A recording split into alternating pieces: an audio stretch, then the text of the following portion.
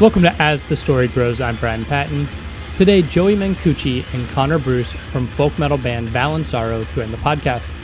Valensorow released Shorestank independently on April 7th. You can snag that album on Bandcamp. The guys and I talk about burritos, power metal, creating metal that is joyful, storytelling in music, and a lot more. We had a lot of fun during this interview, and I think it captures the spirit of the band well. So I hope everyone enjoys today's chat with Joey and Connor from Valensorow.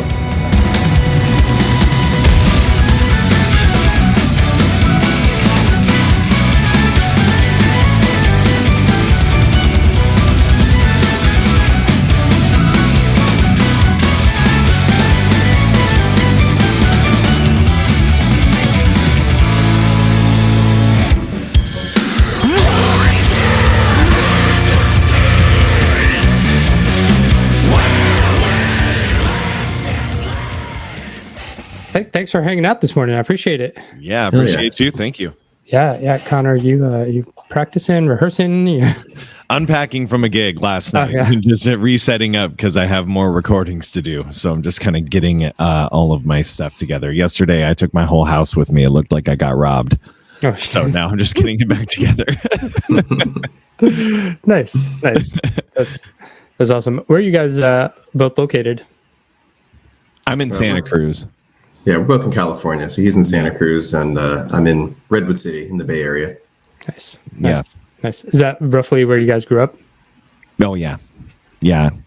For me, I've lived in Santa Cruz my whole life, but have intermittently moved to other places for a little while. But I just always keep coming back. Yeah. And you pretty much have been here the whole time, haven't you? Yeah, I was in San Jose originally, and then moved up to San Francisco for a few years, and then now I'm like kind of in between the two cities. Yeah, in Redwood City. Nice, just lifelong West Coasters. Pretty much, totally. That's awesome. For California people, I go to other places. When I lived in Texas for a while, I still got like a sore thumb a little bit. Although Austin's a little Californiaized now, but back then it was still on the fence. Yeah. For me, it's like, why aren't there more burritos everywhere? I was so disappointed with the lack of burrito production outside of California. It's a travesty. It's tough out there. I feel that way on the East Coast. Why aren't there more? Right. So, yeah. I think that it's a coastal city thing. Like really, the coastal cities have the burrito production, and it all just flows inland until it can't anymore. Sounds like a business opportunity. Hey, listen, let's talk about this. Who wants to move to Iowa and make burritos? Listen, guys, this is your chance to get in on the ground floor of something that's going to revolutionize burritos. Flyover country no more. Fly in is more like it. Fly in for the burritos. I'm bringing in the best burrito chefs. We're gonna build this thing from the inside out. Welcome to Burrito Talk. That's why we're here. That's why this is the real shit that people want to hear. That's awesome. Well, what got each of you into music? Breathing, I think, for me. My mom had a piano in the house. My mom's a musician, and at least was a hobbyist musician. You know, she's been singing her whole life and played a little bit of guitar and was a good piano player.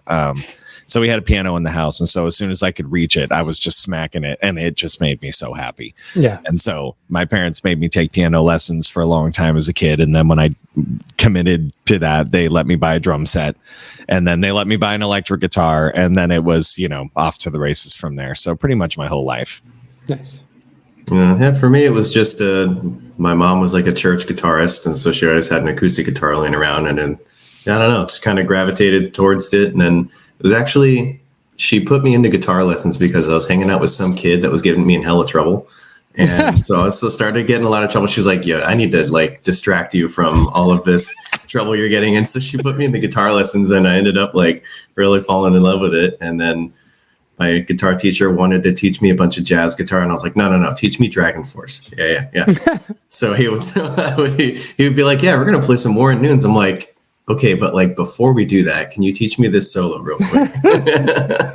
I'm like, oh, look at that. That's all of our time. Oh, I guess we don't have time to work on jazz guitar. Sorry. I did not know this about you, Joey. That's outstanding. Yeah, guitar was supposed to be a distraction to keep me out of trouble, and it kind of worked. Yeah. Oh, that's funny. Wait, Yeah. do I know this person that you were trying to keep away from? No. Okay. I had one person in my head. I was going to laugh really hard. But okay, this is when I was like 10 years old. All right, for sure. That's funny. What got each of you into metal? Oh, Children of Bodom got me into metal. I had always, I'll this kid Wayne was my neighbor until I'm the oldest of 4 siblings, and I'm kind of, I'm 5 years apart from my next oldest sibling. So when I was younger, they were a baby and I was a 5-year-old, and I lived in a neighborhood with no other kids. And so I bothered all the adults and all the older kids. And one of those older kids was a 15-year-old kid named Wayne who had a cool everything. You know what I mean? He had a cool fucking skateboard and like a red guitar. And I was just like, this kid is the coolest fucking kid ever. And he moved out and was like, hey, I'm 16 now. And I'm outgrowing some of this shit. And was this elder wise man, and gave me his skateboard, which was an old Creature skateboard, old school style with the big ass lip on it. And a Judas Priest CD, Painkiller.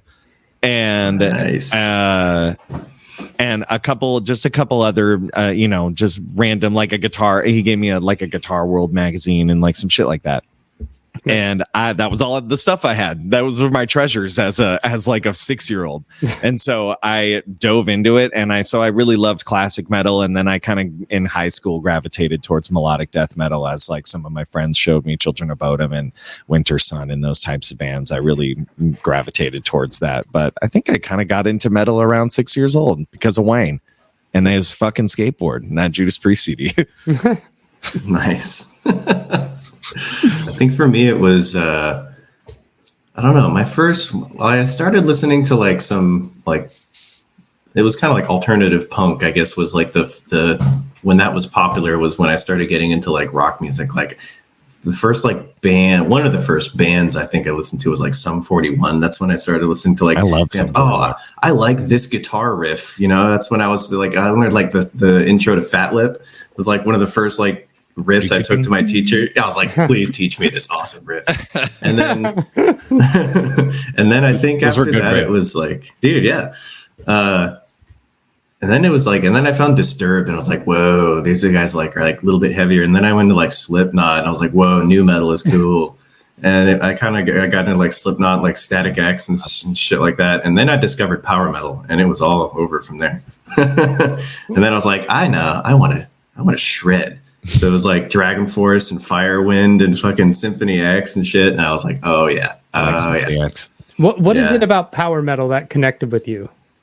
I think it was just the epicness. I really liked big epic feelings of that kind of music. And that's kind of what led me into shit like Winter Sun and other stuff that was more orchestral based, because I really just that just giant wall of sound. Because I've never gotten power metal. I came up through hardcore and then into death metal and shit. So yeah.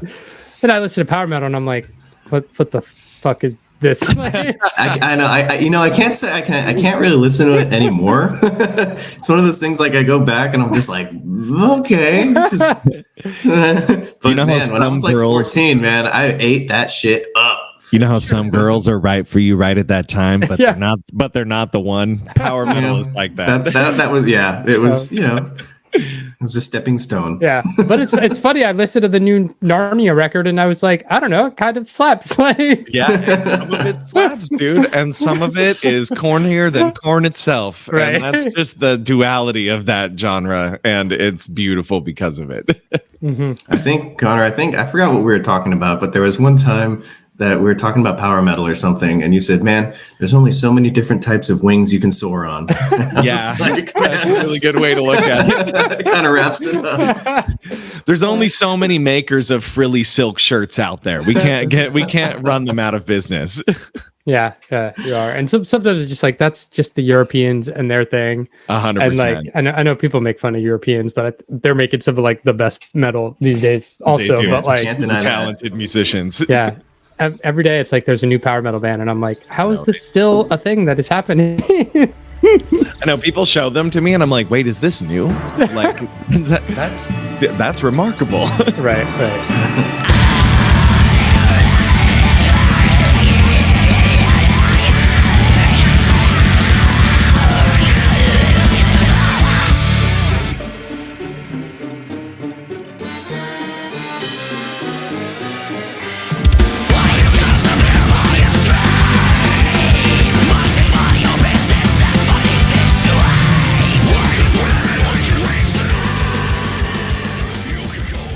How did Valensorow get started? Am I pronouncing that right? Yeah.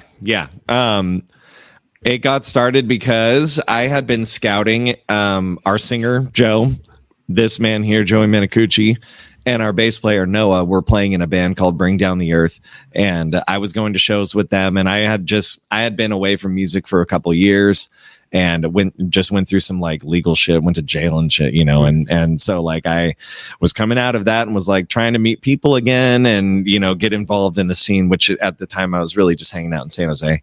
And they were playing in a band. I was playing in a band. I didn't like my band. They didn't really know how they felt about their band. They liked their band, I think, more than I liked mine. I was embarrassed about mine, but it was all that I could do.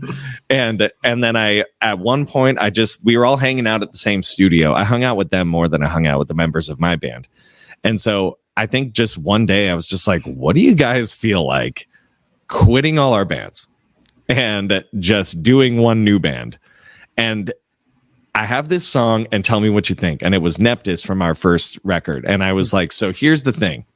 We're going to wear costumes. It's going to be really ridiculous. You're going to be super embarrassed and you're going to have to overcome a bunch of stuff and be really confident. And the music is hard. How do you feel? And luckily everybody was at least down that day before they realized what they were getting into. And we pretty much straight away recorded the CD, Neptus, and just went off like we had been existing forever. What led you to that idea of like folk metal and Viking, pirate, whatever? However anybody wants to distinguish them. What distinguishes them? Like the lyrical content? Yeah, I don't even know. that I even have trouble calling it folk metal because usually folk metal implies that it's based off of like, you know, folkloric tradition stuff, and we're not like banjo playing American folk metal people, so it's really hard to call it folk metal. But we, you know, like what else are you going to call it? We have lots of flutes, and you know, it's adventure-y, and so yeah. But I had gotten the idea. I went through a little power metal phase in high school, and so I had all these orchestral sound. I've been playing in orchestras for a long time, so I like orchestral music a lot. Yeah. I love classical music, and love the idea of like a 50-minute piece taking you on a huge journey through movements is like super. I'm into that. And so that's like how I've always conceptualized our metal.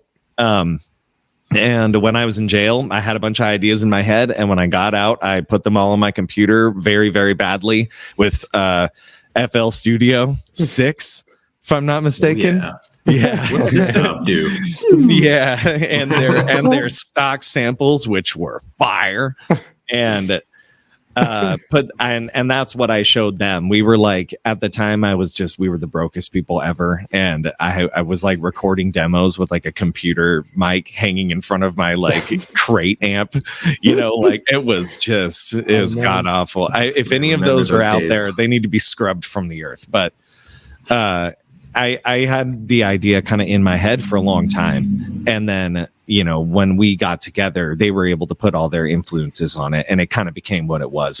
It sounded a little different at the beginning because they have way different influences than I do. You know, when we all met, they were not really into folk metal or hadn't even heard of it. You know, like a lot of them weren't like super into orchestral music. They came with a lot more rock influences and, you know, grunge influences and stuff that I wasn't as familiar with. And I came with a lot more like speed punk, you know, like, you know, I listened to a lot more like contemporary stuff probably. And so it ended up being a perfect mixture that kind of created the sound. Yeah. Joey, for you, when you pitched this idea, what are you thinking? Man, I think I was just like pretty done playing metalcore at that time. Yeah. So I was just like, this sounds different. Yeah. And at that time, we were like, it was like, wear a kilt, play this music, cover yourself in blood, and like jump on stage and shred. I'm like, all right, that sounds pretty cool. So it was definitely just something different. And then, I mean, I all through high school, I was in band and stuff too. So I was a fan of like that, like I said, like kind of big, epic orchestral music. So I was like, fuck yeah. It was kind of something I wanted to like work into my previous band, but like, I didn't really know how. Mm-hmm. But yeah, once I heard Valensorow, I was like, oh, fuck yeah. Nice. Where'd the name come from? Name came from my head. I named it after when I was in middle school. I tried to write a story, and then the land in the story was Valensorow, and I got distracted because I'm a musician, and it never came to fruition. And so when I started doing the songs again, I've learned this about myself, that I'm much better at writing when I can conceptualize the vision of the entire story and then score it like a movie, you know, and that, you know, I have a lot of musical theater people in my family too. It's like, I've been around that my whole life. It's sort of just like how we're built is like, what is the show? And like, where is the arc and who are the characters and how do they develop? And so if I can go at it like that, that's how I can kind of conceive the whole thing. Yeah. Yeah. How have you feel the band has evolved over the years? Especially, I mean, you haven't released a record since 2013. Like, how's that musical evolution been? Especially like the last record did this one. I think we learned how to play music. There was one other record between them. We released the second album was in 2015, I think. Yeah. And but even between, it's been a while. You know, between 2015 and now even is still Oak was 2015, yeah. And like, I think we all, I don't know that we all got that much better. We all just like fixed our lives. Like, you know, I think when Oak came out, we were all in like at turning points, you know, in our lives. And like everybody was like finding their like permanent relationships and like moving to new cities and like getting their new jobs or finishing their degrees. And like, it just was like, it was a really crazy time for everybody. And like my rent situation got like really crazy. I went on a geographical. And so like a couple of years of that time we spent just moving around, staying in touch. You know, I would bounce an idea off of him every once in a while because I was in Texas and I couldn't find people to play folk metal and wear costumes with me. And, you know, he'd be like, this is really sick. We should do this again someday. And like some of those ideas came out on Shorestank. So I think the evolution came from us learning about ourselves and then finding a new collaborative workflow. You know, our first two records, our first one, I was like, here's the music. We have 2 weeks. We're in the studio. Let's learn it. It's already done. Yeah. And Oak was a little more like, hey, I have this idea, and I was still taking it and going, okay, how can I incorporate these ideas? With Shorestank, really, I came with the structure initially and then was like, now everybody go nuts. And like some of them really went nuts. And like Joey came to me with the structure on a few. And then like I went nuts on those. And so it was a lot more of a unified, collaborative, influenced by everybody. Like no thing went by without everybody's input on it and everybody's approval on it. And I think that was the difference. And the product that came out of that was just significantly more organic than the first two, in my opinion. Yeah. Yeah. Was there when you moved to Texas, was there like an official like breakup of the band or a hiatus, or was it just like as an independent band you don't do that, so it's just like you just stop playing music? We didn't really have to do that, but we kind of did. We did a farewell show, like, "Hey, we're done, guys," and like farewell show. Yeah, our farewell show. Hey, whatever. It's a cool thing to do now. You break up, you wait 3 years, you get the hype going again. Oh, they're gonna do a reunion tour, and then you sell all the tickets. Then you break up again. And repeat. Yeah, so we did do a little farewell show, and I think honestly at that time I didn't really foresee us doing anymore. I hadn't really planned on. I didn't know if I was coming back to California, and then through that journey, I think we just realized some important shit about life and like who our important people are and what our important places are and where our values lie. And now we're all here and willing to work on it, and that makes it better. I think we were pulling ourselves through the first 2 records, and this one, the record, was just kind of pushing us all to be better, and I think that's the difference. Yeah. Yeah. Did COVID impact the influence of like wanting to do it again in that isolation, and just like now you have this time to everybody reflects on like what's really important, and you're just like, we got to do the band again?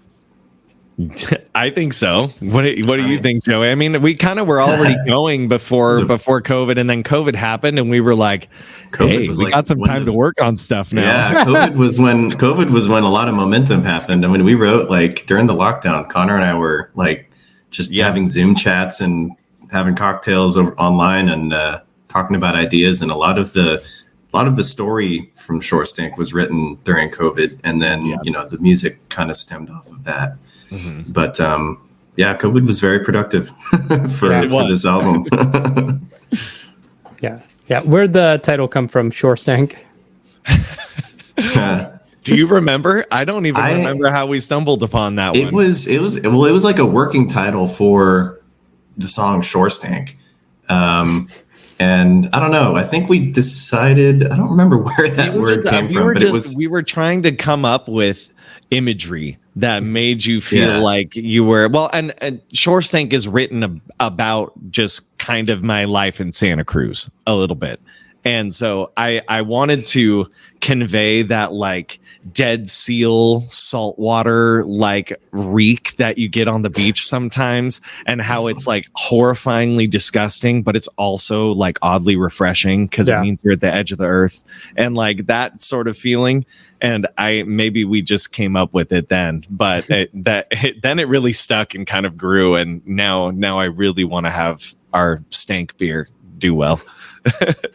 That'll be great. Yeah. Is that something you're working on? Yeah, we are. We're working with a local brewery here called Alpha Acid here in the Bay Area on a Shorestank beer. Nice. Which will be, I don't know, released sometime. I don't know, probably just locally. It's kind of just a fun thing. There's not like, I don't even know if we can like legally sell. I don't even know. Beer, but it's wherever they sell their beer, maybe it'll be there.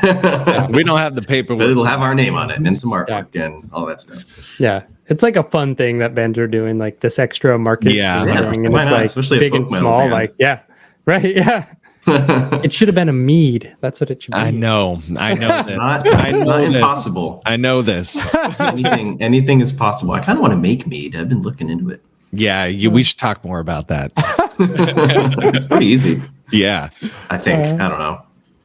All my brother-in-law this thing and be like, "Fuck you, dude. It's not easy."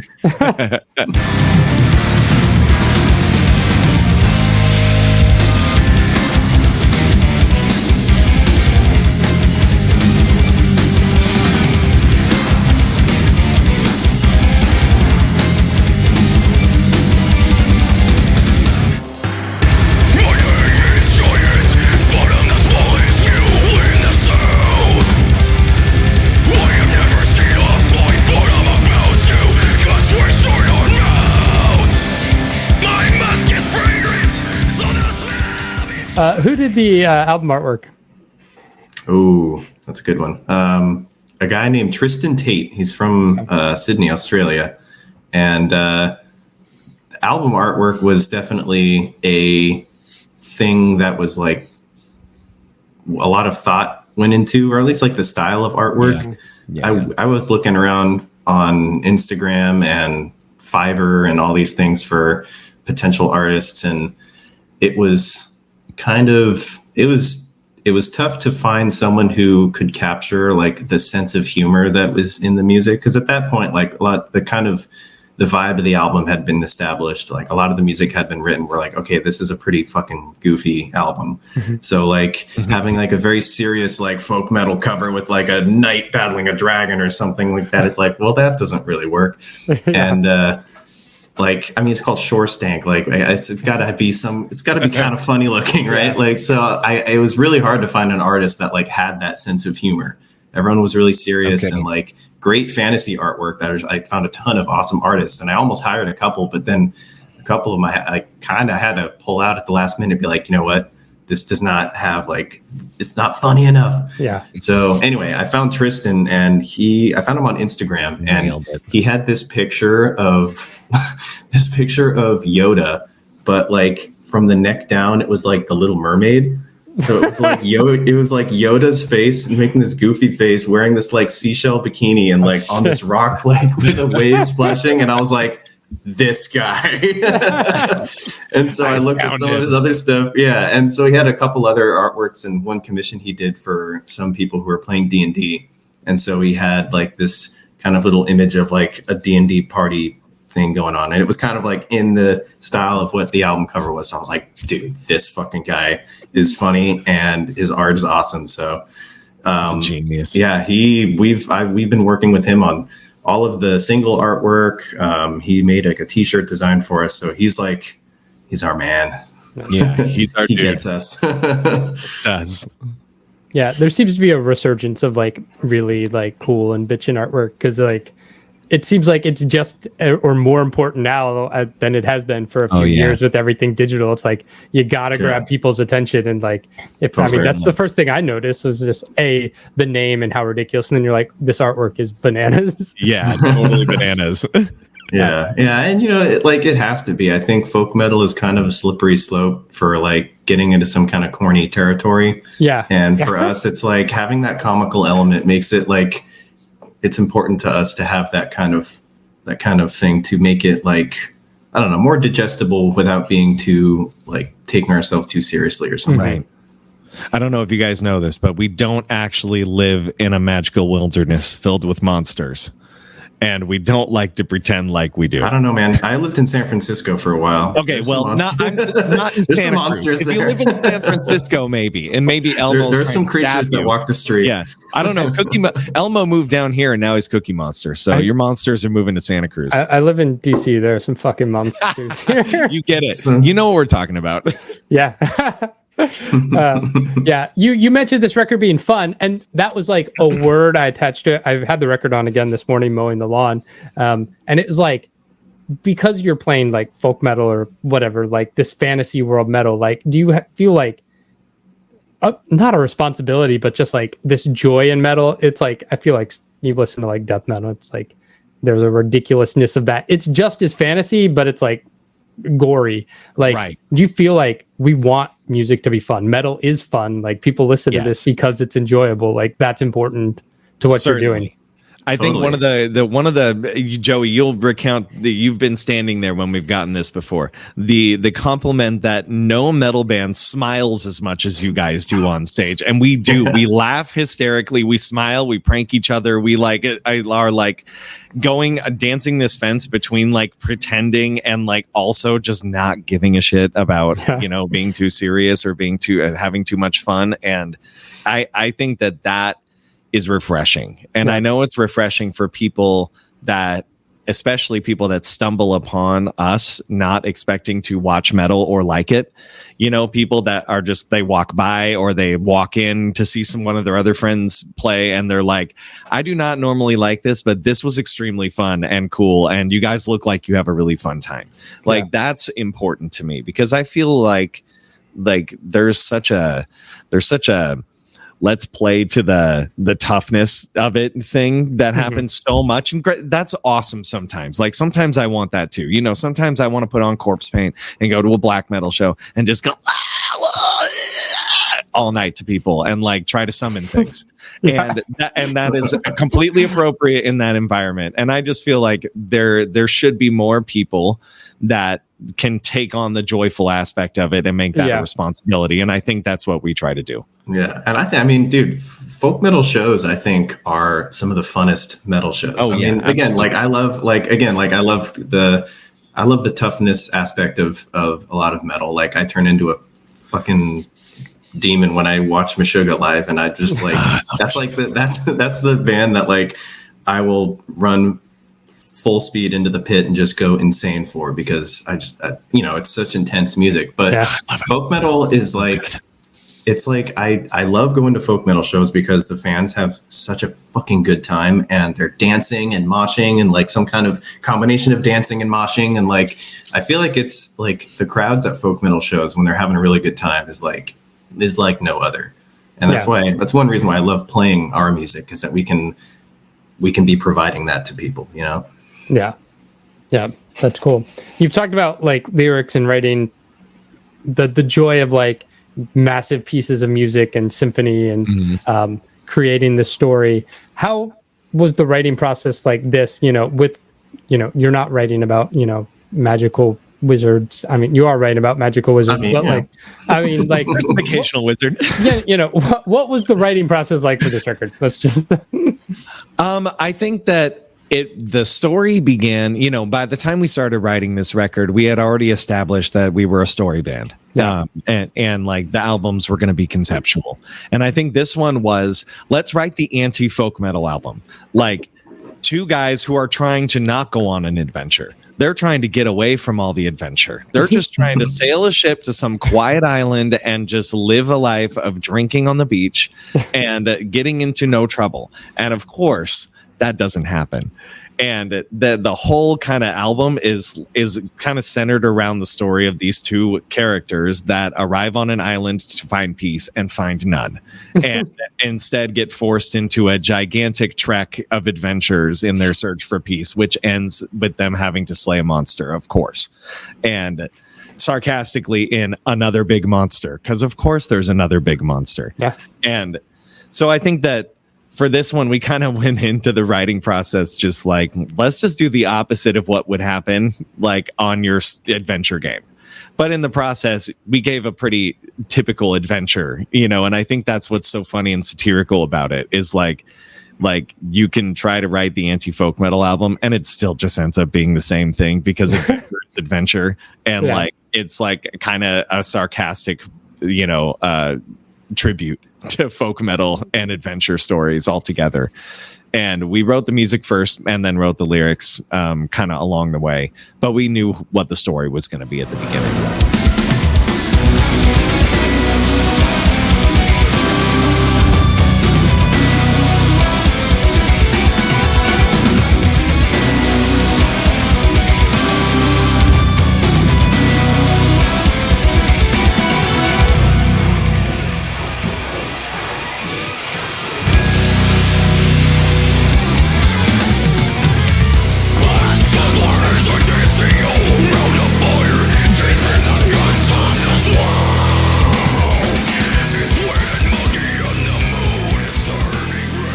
The response been so far?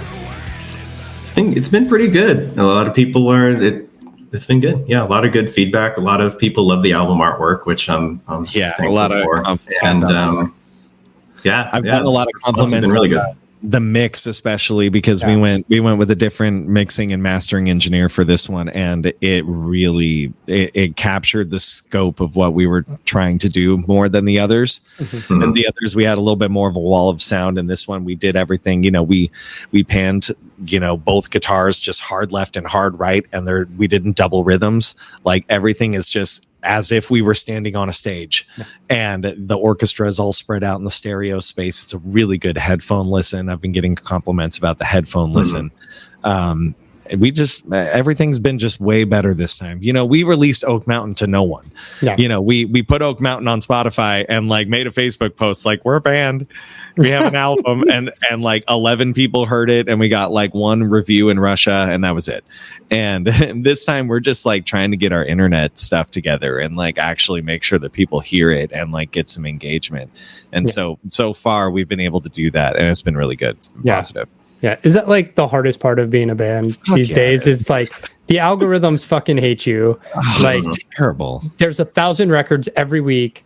You're fighting with every folk metal band and every metal band on Bandcamp and Spotify. Like, Yeah. And we're and you gotta metal be on band. fucking TikTok. Like, We make no money from our metal, right? So that means we have to work jobs, but then also we have to learn how to be content creators, marketing managers. We have to learn about publishing and licensing. Yeah. We have to make good music. We have to be able to self-produce it enough to save money on the recording process. So you got to learn about Pro Tools, and you got to buy this board and all these microphones that I have behind me, and all this stuff just to be able to put a record out for some guy to go, it's pretty sick.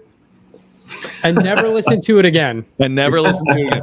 Listen to the 5 seconds of that one tune on Apple Music. It's pretty sick, dude. Cool band. The intro was too long. Intro was too long. My favorite, when we released Oak Mountain, too much free music. There's this album I downloaded for free has too much music on it. 13 songs is too much, which fair. But like, I'm like, you got it for free, bro. Just like save the other songs till you feel sad and then open them like a Christmas present.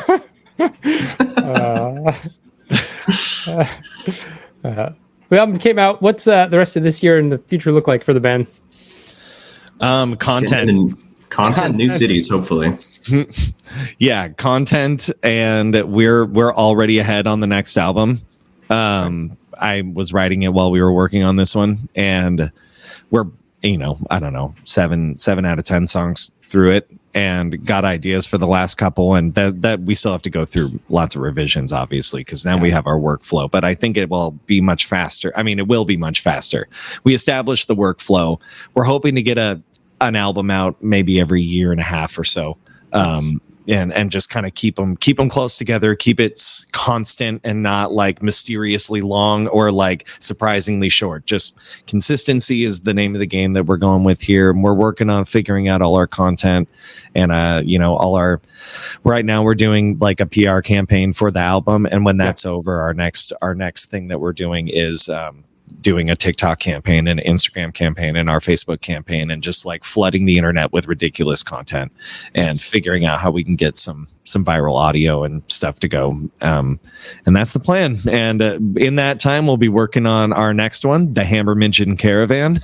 And let me tell you, it's quite an adventure. And now I've announced it, so I got to stick to it, right? And so sometimes I just throw myself into the fire, but it's going to be wholesome.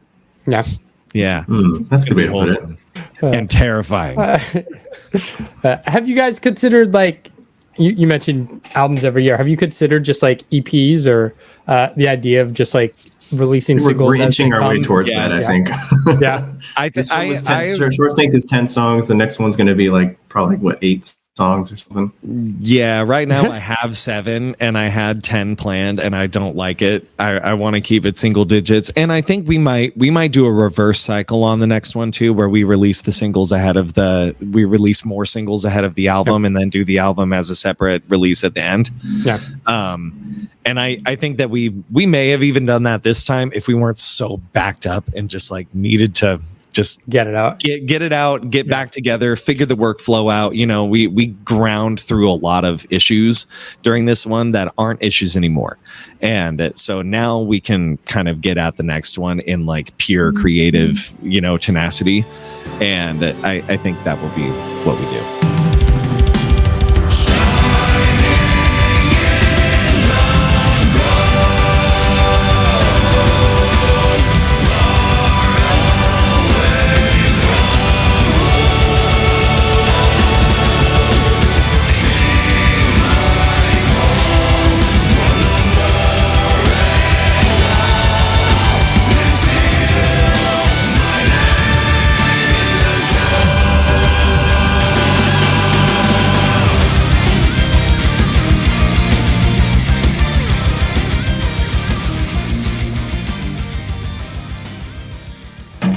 Thanks for listening to As the Story Grows. Our intro music was written and composed by Jeremy Hunt. The As the Story Grows theme is by Bob Nana. If you like what you hear, subscribe wherever you get your podcasts and give us a rating and review. If you'd like to support the show financially, you can join us at patreon.com/asthestorygrows. Be a part of our community and join the ongoing conversation over on Discord. If you enjoy this episode, share it on social media with your friends. Much appreciated, and thanks for listening.